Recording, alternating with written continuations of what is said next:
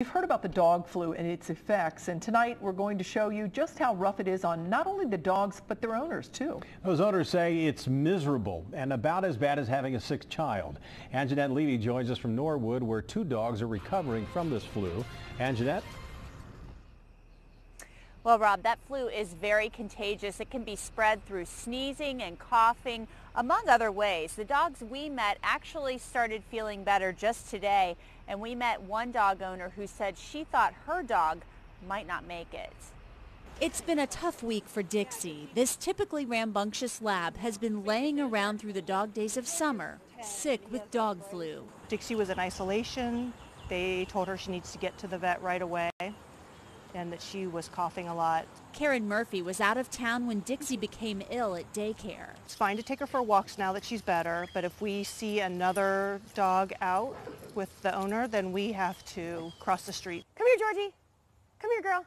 At the Peters house, this is the most Georgia has moved all week. She spent Monday at the vet on IV fluids. She was coughing up phlegm. She wasn't eating and had a high fever. I was afraid that she was not even going to make it through the day, that I wouldn't ever even be able to bring her home. It turned out Georgia had the flu and pneumonia. Dixie and Georgia had spent time at the pet spot in Norwood. The dog owners say the owner notified them immediately when the symptoms appeared, and the business is paying their vet bills. In Newtown, at Wags Park, the owner isn't taking new customers right now because of the flu. They're also not taking dogs that have been boarded for the last 24 days to keep the flu out of the park. You're beautiful, aren't you? Yes, you are. The dog flu has hit dogs hard. Luckily, Dixie is on the mend. I'm so relieved that she's better and that these 2 didn't get sick. I don't know how they didn't get sick. Now, Sarah Peters, she was the owner of Georgia in that piece. She actually stayed up all night with her dog, cleaning her up after she was coughing up all of that fluid. Now, both of those dogs had come here to the pet spot. The daycare here at the pet spot is closed until Monday to make sure that the flu is all gone. And a lot of businesses that cater to dogs have changed their policies and closed down for a time to keep this flu from spreading in the hopes that more dogs won't get it. Reporting live from Norwood, Anjanette Levy, Local 12 News. Rob? So Anjanette, is it like the people flu where you just kind of got to take the ride? You can treat the symptoms, but you can't get rid of it?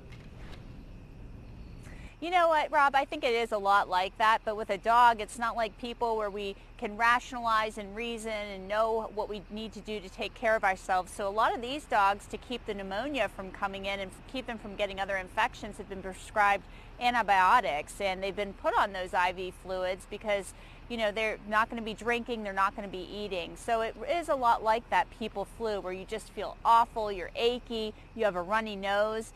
Dixie actually had an incredibly running nose, her owner said. We actually missed that part of it, but just a really sick dog. Her owner said she was just coughing and coughing all week until today she started to get better. Anjanette, thanks very much.